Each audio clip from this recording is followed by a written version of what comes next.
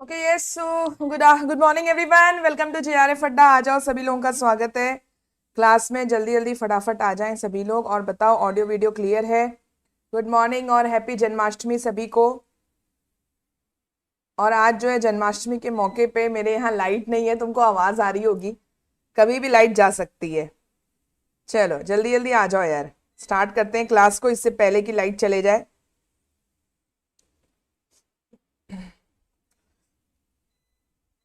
UPSC संभाल के रखा है, देखो कब तक संभालता है। गुड मॉर्निंग एवरीवन, चलिए क्लास को स्टार्ट करते हैं। इसलिए आज बोर्ड पे नहीं पढ़ा पा रही हूँ मैं, पढ़ाना मुश्किल है क्योंकि लाइट नहीं है ना। तो इसी पे शुरू करते हैं हम लोग क्लास अपनी, ठीक है। जल्दी जल्दी कुछ क्वेश्चन सॉल्व करते हैं। जो क्वेश्चंस या टॉपिक्स आए हैं उसको हम लोग जल्दी जल्दी सॉल्व कर लेंगे, ठीक है। तो चलिए, जो पहली बार देख रहे हैं वो बायो देख सकते हैं, ठीक है। चलिए, इसके अलावा टाइमिंग याद रखेगा, मंडे टू फ्राइडे 10 AM मिलते रहेंगे हम लोग। और साइकोलॉजी वाले अभी मुझसे मिलेंगे ट्यूसडे को 6:15 PM पे। हम लोग मैराथन करने वाले हैं PYQs की। जितने भी साइकोलॉजी के स्टूडेंट्स हैं ट्यूसडे को आइएगा 6:15 पे, क्योंकि साइकोलॉजी का एग्जाम 30 तारीख को है। सो अभी 2-3 दिन हम लोग प्रीवियस ईयर क्वेश्चंस के मैराथन्स करेंगे।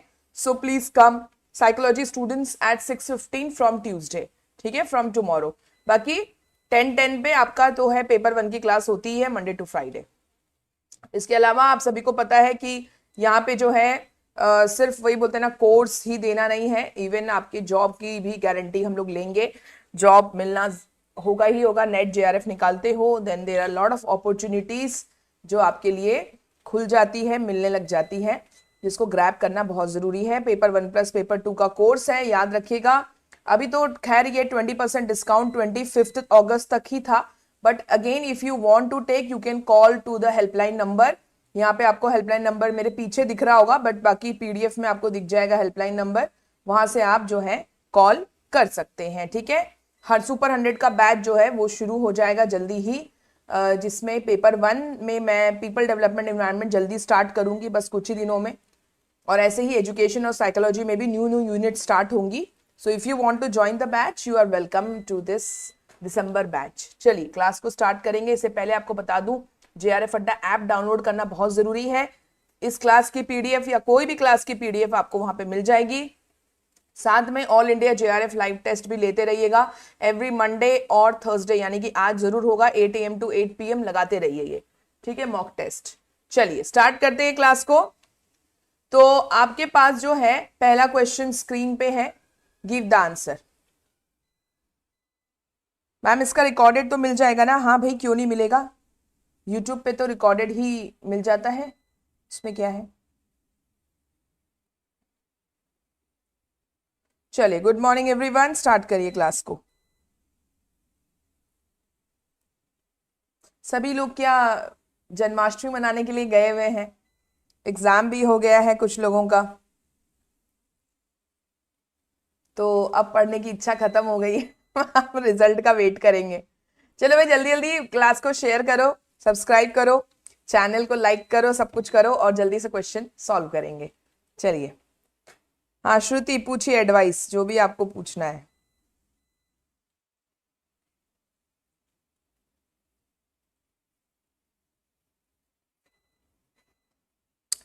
सभी को गुड मॉर्निंग।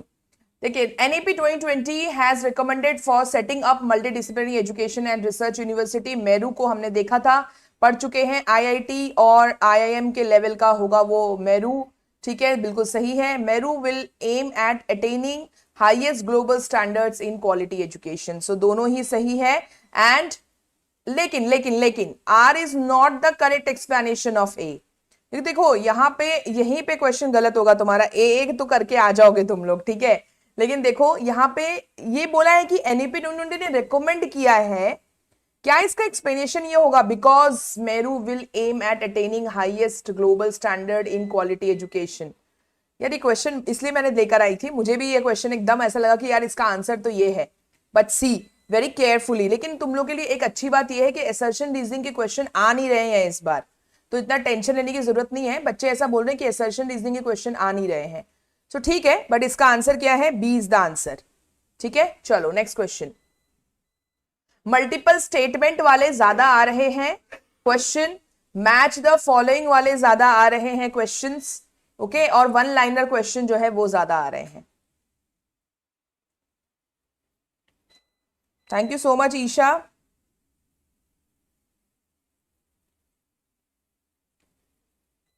अनीता, दिसंबर वाले एग्जाम में नेगेटिव मार्किंग नहीं यार अनीता, नहीं होगा, मान के चलो नहीं होगा, तीन तीन महीने में ये लोग नेगेटिव मार्किंग नहीं डाल देंगे, so don't worry.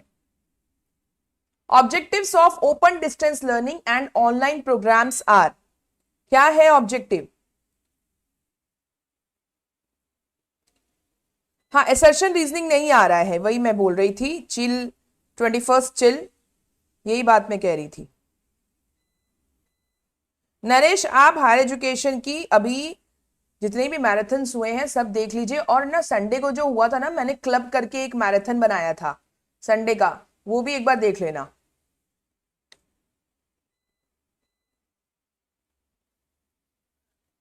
Yes, so what are the objectives?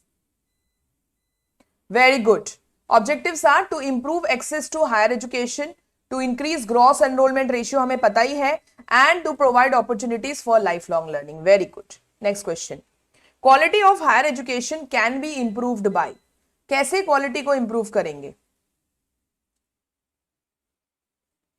मेरे यहाँ बड़ौदा में जो है लगातार 2 दिन से बारिश हो रही है, अभी भी बारिश हो रही है, और 1 घंटे से लाइट गई हुई है।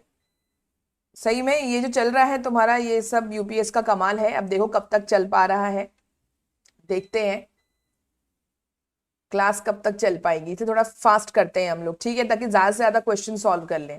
Yes, quality of higher education आप कैसे इंप्रूव करेंगे? देखो ध्यान से देखना, improving facilities for faculty members and students, बिल्कुल सही है। डिसिप्लिन करने से नहीं होगी, तुम तो पॉजिटिव नेगेटिव स्टेटमेंट को हटाते जाओ, और प्राइवेटाइजेशन को करने से नहीं होगी। You got the answer, B C and E is the answer, ठीक है।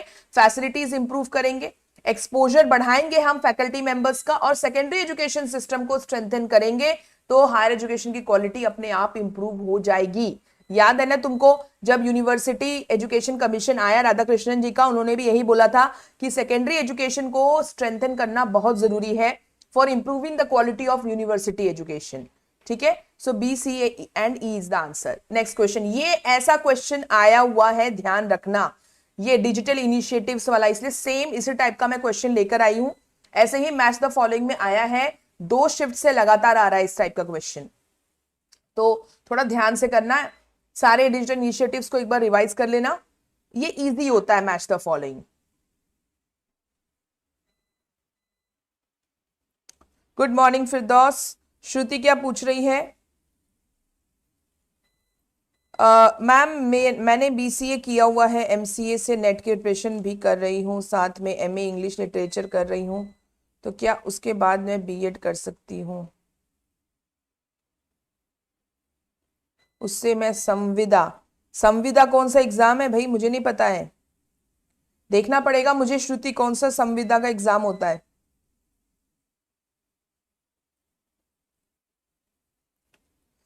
हाँ तो गीतू, मैं क्लास ले रही हूँ ना इग्निशन में, आप लोगों को पता ही नहीं है, इग्निशन बैच में क्लासेस चल रही हैं।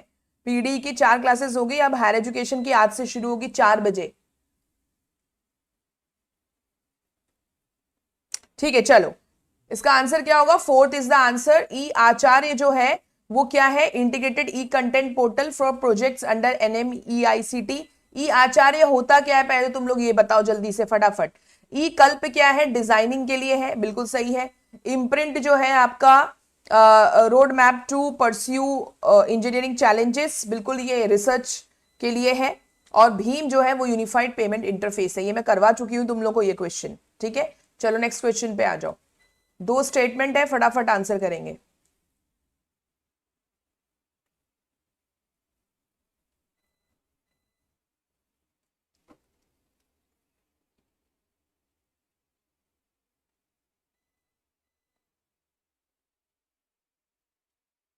हाँ दे सकती हो श्रुति, बीएड दे दो, बीएड कर लो, उसके बाद तुम बिल्कुल दे सकती हो।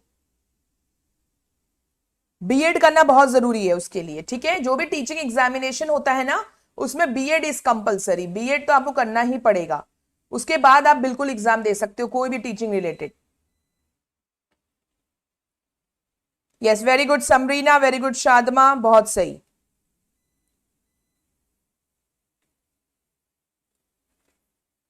इंट्रोगेटिव एजुकेशन क्या होता है भाई? इंट्रोगेटिव प्रश्नवाचक शिक्षा, समझ रहे हो तुम? जैसे प्रॉब्लम सेंटर्ड करिकुलम होता है, या इंट्रोगेटिव एजुकेशन मतलब आप जो है सामने वाले को सिंपली सिर्फ पढ़ा नहीं रहे हो, स्टूडेंट जो है वो क्वेश्चन भी आपसे पूछेंगे, है ना? ऐसी एजुकेशन आप दो।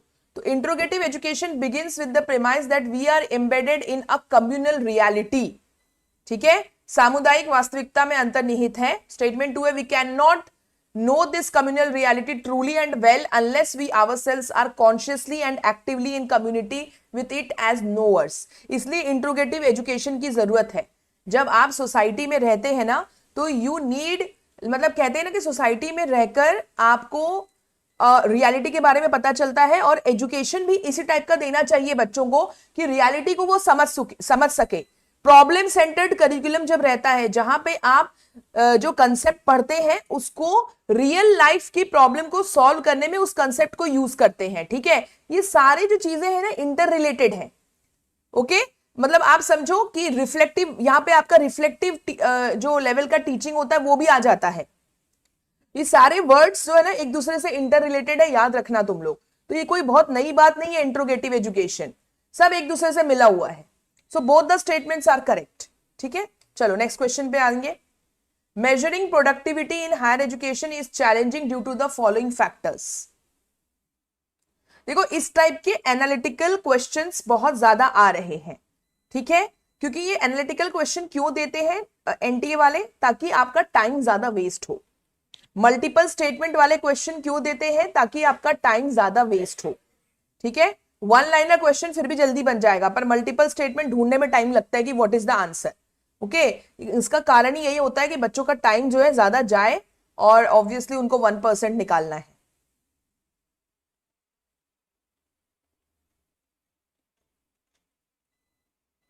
हाँ श्रुति, बिल्कुल बीएड कर लो तुम। Measuring productivity in higher education is challenging due to the following factors. क्यों है challenging?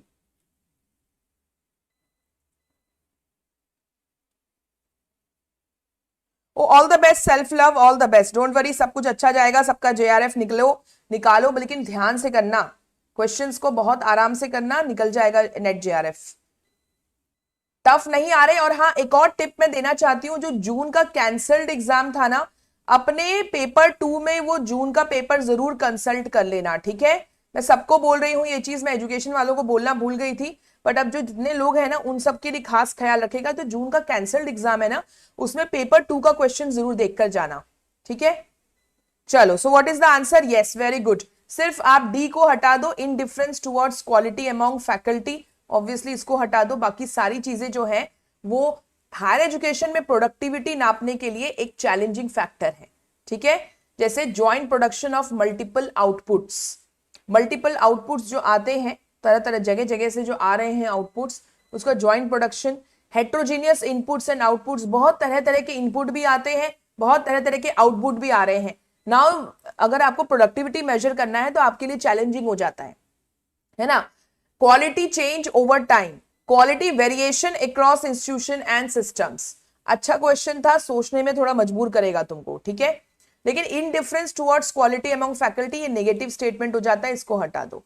You got the answer. चलो next question.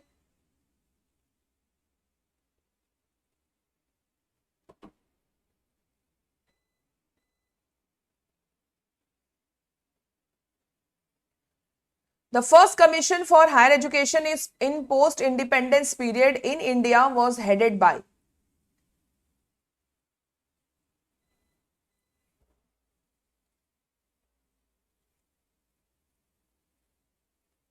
Yes.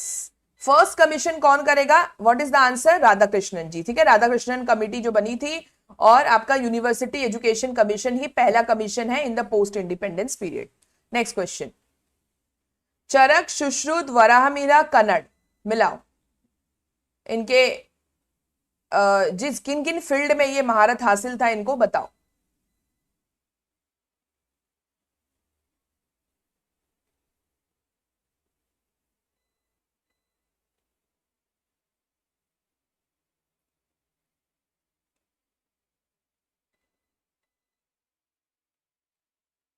Yes, very good very good. So what is the answer? B, C is the answer. Charak को आप जो है medicine से मिलाओ, सुश्रुत को आप सर्जरी से मिलाएंगे. वराह मिहिरा, वराह मिहिरा याद रखना, मैंने तुमको एक बार ये इंडियन स्कॉलर्स के ऊपर एक स्पेशल क्लास ली हुई है, एक बार जाकर देख लेना. तो वराह मिहिरा जो है वो एस्ट्रोनॉमी से है और कन्नड़ जो है वो फिजिक्स से है. एक क्वेश्चन अभी आया था कि उज्जैन किसके लिए फेमस है, एक शिफ्ट में आया था. उज्जैन इज फेमस फॉर, बताओ उज्जैन किसके लिए फेमस है, बताओ जल्दी से, फटाफट आंसर दो. ये भी मैं हायर एजुकेशन में करवा चुकी हूं. उज्जैन किसके लिए फेमस है?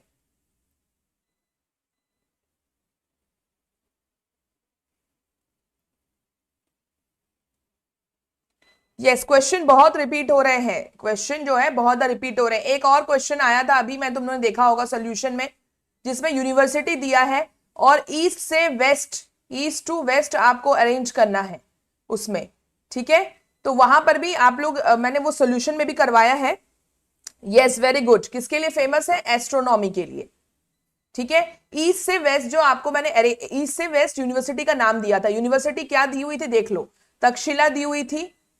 ठीक है, फिर शारदा पीठ दी हुई थी, शारदा पीठ, नालंदा दिया हुआ था और आपका विक्रमशिला दिया हुआ था. अब इसको बोला था ईस्ट से वेस्ट आपको अरेंज करना है, तो ध्यान रखिएगा इसमें सबसे पहले क्या आएगा? विक्रमशिला आएगा. सबसे ज्यादा ईस्ट में विक्रमशिला था, विक्रमशिला के बाद नालंदा, नालंदा के बाद शारदा पीठ और शारदा पीठ से एकदम वेस्ट, ज्यादा वेस्ट में क्या है? तक्षशिला है.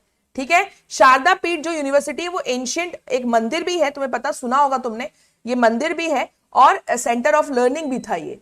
ठीक है, और अभी आजाद कश्मीर जो एलओसी वाला एरिया है वहां पे पड़ता है शारदा पीठ. ठीक है, तो ये वाला जो है तुम्हारा ईस्ट से वेस्ट में कैसे अरेंज करेंगे. तो ऐसे कुछ अजीब अजीब से क्वेश्चन थोड़े आ रहे हैं. So you just learn it, थोड़ा सा देख लो कहां कहां लोकेशन है सारी यूनिवर्सिटी का. ठीक है, मैं तुमको ये भी मैं तुम्हें कल करवा दूंगी, कल सुबह आना, मैं एक मैप दिखाऊंगी जहां पे सारी यूनिवर्सिटी का लोकेशन है. आज मैं नहीं ला पाई but I will definitely bring it tomorrow, तो वो भी एक बार रिवाइज कर लेना. Which among the following are the objectives of higher education?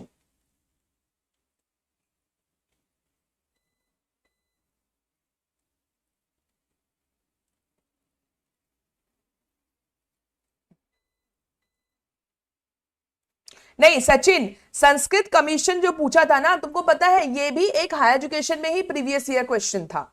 Sanskrit commission के बारे में जो पूछा था ना, संस्कृत कमीशन, वो चट्टोपाध्याय वाला क्या है?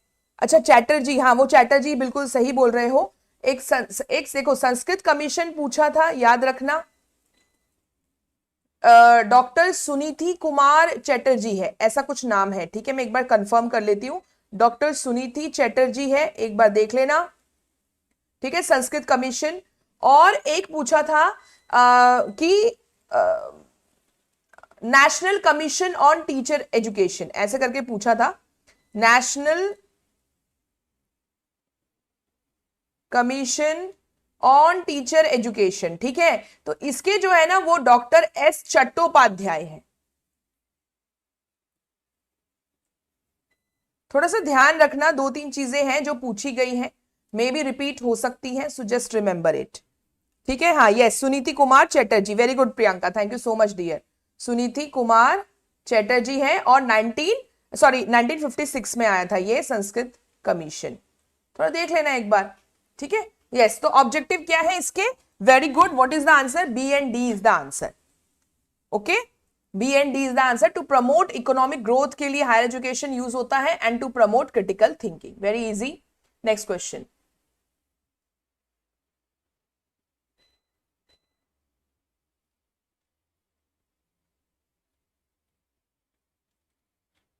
समरीना क्या बोली? मैम आज फ्री टेस्ट नहीं मिला एप्लीकेशन पर. ठीक है, मैं ना टीम को ये मैसेज फॉरवर्ड कर दूंगी. ओके, डोंट वरी, दे देंगे वो लोग.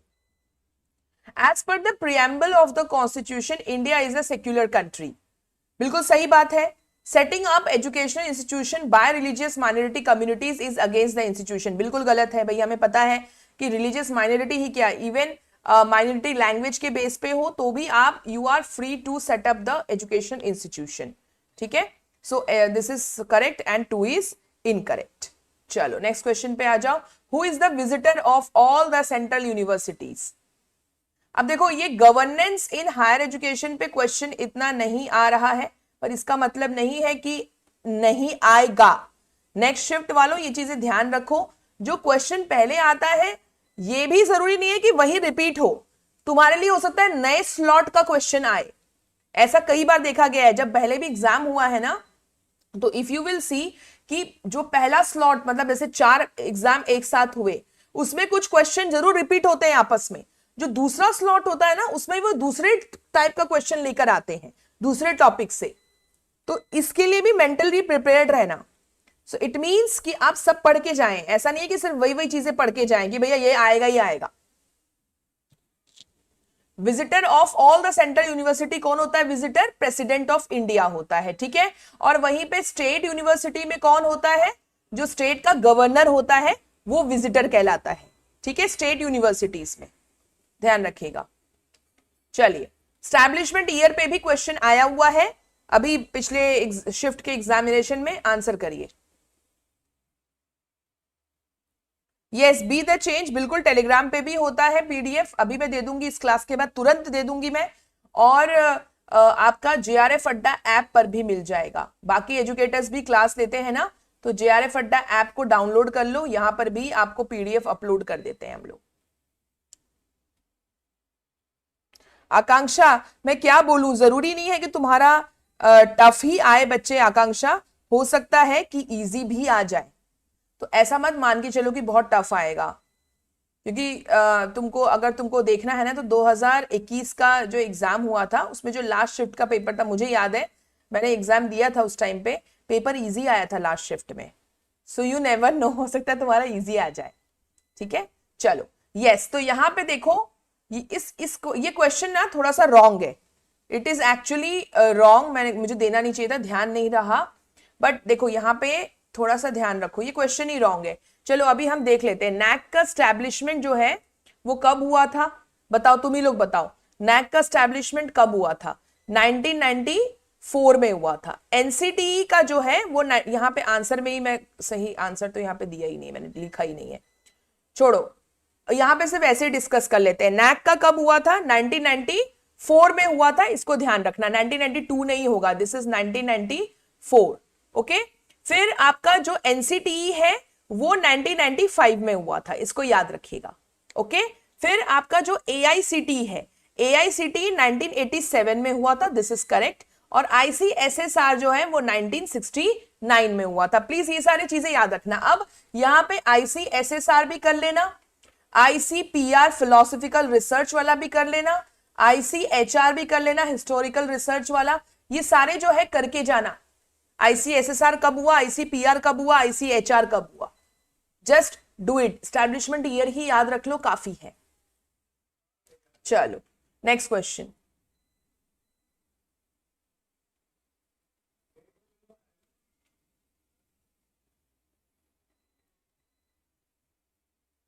अरे हाँ, ये स्टैब्लिशमेंट ईयर बेटा क्या है, ये एआईसीटी का स्टैब्लिशमेंट ईयर, बिल्कुल सही कह रहे हो तुम लोग, 1945 है। पर 1987 में ये क्या बन गया था? स्टैट्यूटरी स्टेटस इसको मिला था। Again this is also wrong, yes you all are correct. AICT establish हुआ था 1945 में, और स्टैट्यूटरी स्टेटस इसको जो है 1987 में मिला था, because of the recommendation of NP 1986, ठीक है। Yes yes, you all are correct, correct हो तुम लोग। वाह, क्या बात है, क्या बात है, प्रियंका, गगनदीप, बहुत अच्छे, तुम लोग की तैयारी तो बहुत ही अच्छी है, वेरी गुड। 1977 में आपका आईसीपीआर है, और आईसीएचआर जो है वो 1972 में है। बस कर करके जाओ यार, कुछ नहीं है, ज्यादा टाइम नहीं लगता है। अब एक एक क्वेश्चन, एक क्वेश्चन बन गया, 2 मार्क तुम्हारे हाथ में है।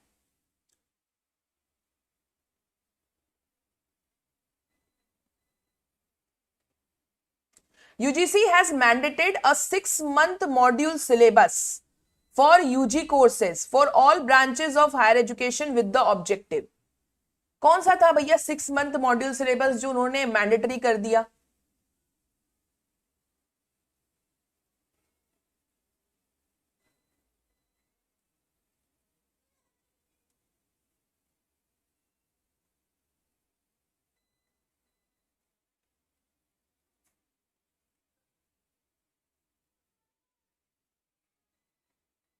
देखो 6 मंथ जो मॉड्यूल था ना वो इन्वायरमेंट एजुकेशन को लेके था, ठीक है, याद रखना इन्वायरमेंट एजुकेशन को लेके था। ओके, और यहाँ पे जो है ना व्हाट इज द आंसर, क्या ऑब्जेक्टिव था उनका, yes B and C is the answer, very good, B and सी।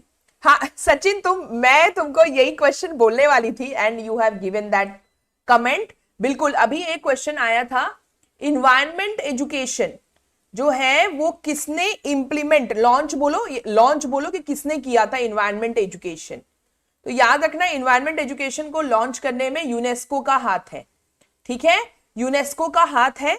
और एक और इंफॉर्मेशन याद रखना कि इन्वायरमेंट एजुकेशन को जब हम इंप्लीमेंट करते हैं तो उसके लिए जो कुछ गाइडलाइंस जो बनाए गए थे वो यूनेस्को और यूएनईपी ने साथ में बनाए थे, ठीक है। लेकिन इन्वायरमेंट एजुकेशन को लॉन्च करने में किसका हाथ है, यूनेस्को का। प्लीज रिमेंबर दिस, क्वेश्चन आया हुआ है, इट कैन बी रिपीटेड। चलो,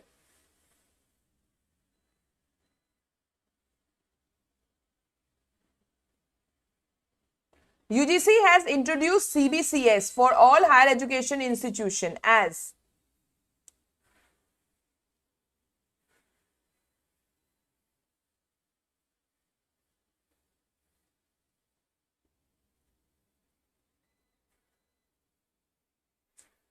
yes, very good. CBCS क्यों इंट्रोड्यूस किया था सारे हायर एजुकेशन इंस्टीट्यूशन में, very good. There is a need to allow the flexibility so that students can choose courses of their interest. छात्र को अपने रुचि के अनुसार पाठ्यक्रम चुनने के लिए लचीलापन प्रदान करने की आवश्यकता है, वेरी गुड। चलो, अब ये वाला क्वेश्चन तुम्हारा होमवर्क क्वेश्चन है। Now we will proceed to people development environment. ये तुम्हारा होमवर्क क्वेश्चन है, मैं लास्ट में दिखा दूंगी तुमको, ठीक है। चलो, let's we will go to people development environment. चलो आ जाओ, फर्स्ट क्वेश्चन।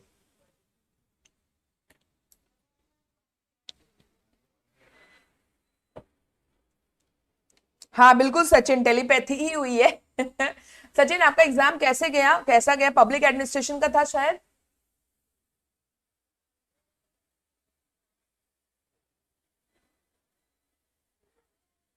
अब देखो ये वाला क्वेश्चन मैं क्यों लेकर आई हूं, क्योंकि अभी कंप्रेस्ड नेचुरल गैस के ऊपर क्वेश्चन आया था, सीएनजी के ऊपर।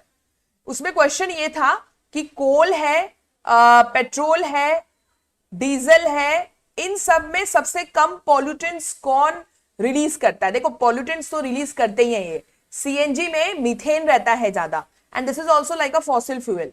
तो सीएनजी जो है विल बी द आंसर कि सबसे कम पॉल्यूटेंट जो है ये रिलीज करता है, ठीक है। बस वही क्वेश्चन से रिलेटेड ये वाला क्वेश्चन भी है।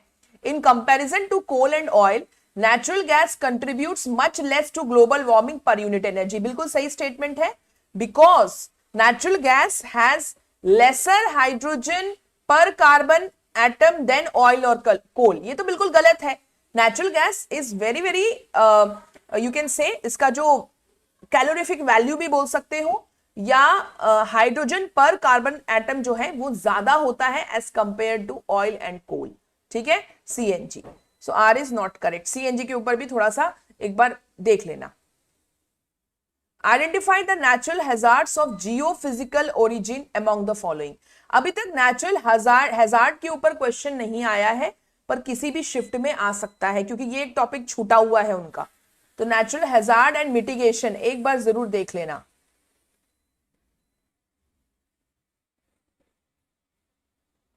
इसमें बोला है कि भूभौतिकीय उत्पत्ति, प्राकृतिक खतरों के भूभौतिकीय उत्पत्ति को आपको पहचानना है, जियोफिजिकल ओरिजिन को।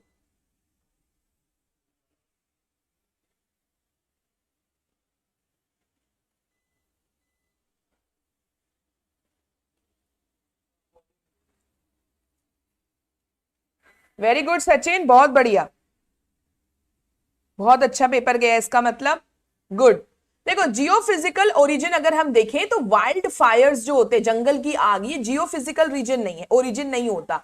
अगर तुम वाइल्ड फायर बोलो ना तो इसका ओरिजिन जो है वो आप देखो तो कभी कभी मेट्रियोलॉजिकल भी होता है। कभी कभी जब बिजली चमकती है, बारिश होती है बहुत ज्यादा, तो बिजली जब गिरती है उससे भी आग लग जाता है। तो जियोफिजिकल ओरिजिन नहीं हुआ, flood is the geophysical origin. Subsidence यानी भूस्खलन जो होता है देखा है वो जियोफिजिकल है। Tsunami is again geophysical, earthquake is geophysical, इसमें अर्थक्वेक भी आ सकता है, हीट वेव नहीं होता। ठीक है, चलो next question. Yes, now the most important topic जो अभी सबसे ज्यादा रिपीट हो रहा है वो है सस्टेनेबल डेवलपमेंट गोल्स, एसडीजी और एमडीजी। भाई पढ़ लेना, क्योंकि हर शिफ्ट में ये क्वेश्चन आ रहा है गोल्स के ऊपर। अब ये वाला क्वेश्चन थोड़ा डेप्थ में है, ध्यान से पढ़ो। एसडीजी गोल नंबर 3 जो है, good health and well being, the premature mortality from non communicable disease is to be reduce by. कितना रिड्यूस करना है हमको प्रीमेच्योर मोर्टेलिटी, यानी जो पहले मर जाते हैं लोग, है ना, और असामयिक मतलब टाइम नहीं है, छोटे बच्चे मर गए, how, because of non communicable diseases.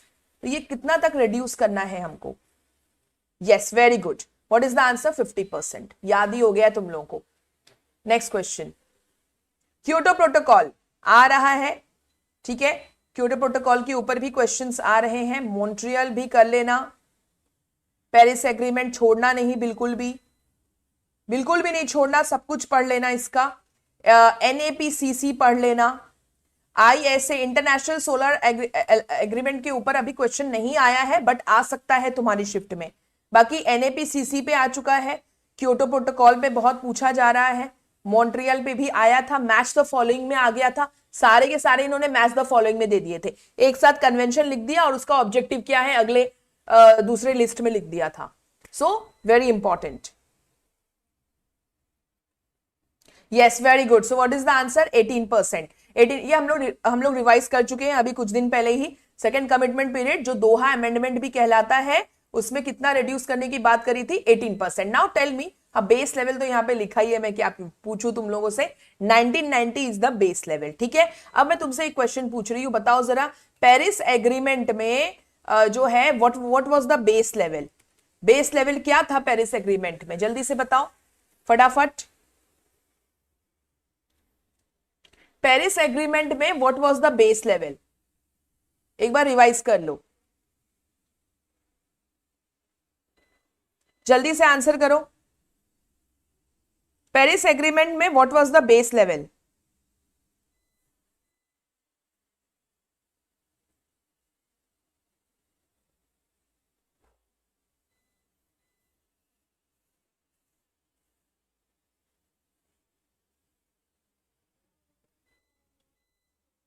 तुम लोग आंसर कर रहे हो, मुझे दिख क्यों नहीं रहा है? Yes, very good, 2005 level.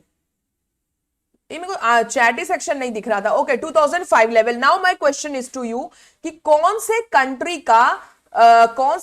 का पेरिस एग्रीमेंट में 1990 लेवल था? बताओ जल्दी से, कौन से कंट्री का 2005 लेवल? इंडिया का था, ठीक है। अब 1990 लेवल बताओ किसका था? चलो, और उसके बाद इस क्वेश्चन का आंसर दो। Major factors for loss of biodiversity are.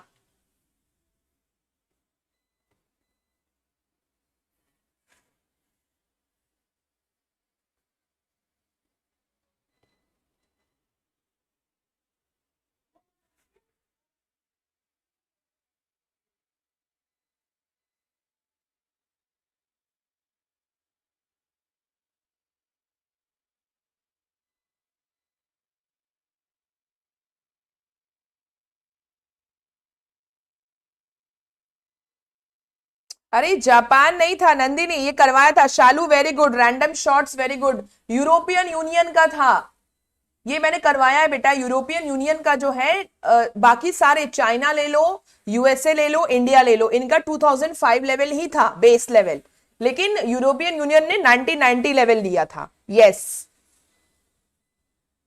एक मिनट मेरे को चेक भी कर लेने दो, कहीं जापान भी तो नहीं है, हो सकता है जापान भी हो। Let me check, but European Union is confirm. ठीक है, चलो, मेजर फैक्टर्स क्या है लॉस ऑफ डाइवर्सिटी, बायोडाइवर्सिटी के? What are the major? देखो, एसिड रेन नहीं होता, ओजोन डिप्लीशन नहीं होता, ठीक है। बायोडाइवर्सिटी के लॉस का कारण है changes in the land and sea use, direct exploitation of organism और क्लाइमेट चेंज होता है। So what is the answer? A, C and D is the answer.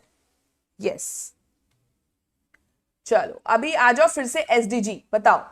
To conserve and sustainably use the ocean, seas and marine resources is the aim of sustainable development goal number. अब ये तो तुमको ध्यान रखना पड़ेगा भैया, SDG में कौन सा गोल नंबर, एक तो 17 गोल्स है, इसमें से कौन सा गोल है that is related to this one.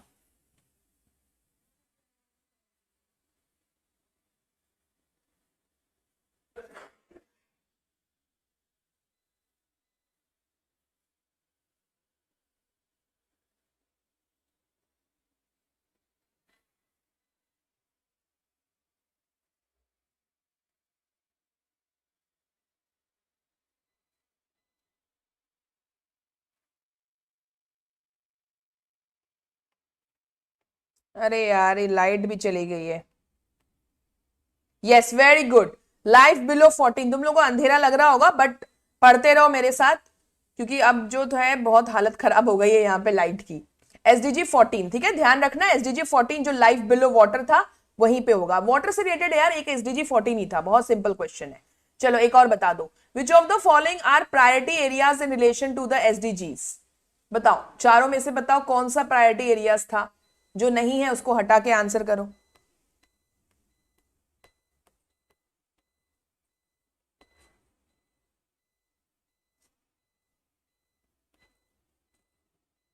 अगर बीच में स्क्रीन ब्लैंक हो जाए तो समझ जाना मैम के यूपीएस ने जवाब दे दिया है और लाइट चली गई है। डोंट वरी, इसका पीडीएफ मैं तुरंत ही अपलोड कर दूंगी, तो बाकी के क्वेश्चन भी सॉल्व कर लेना, ज्यादा बचे नहीं है बट बाकी के क्वेश्चन भी सॉल्व कर लेना।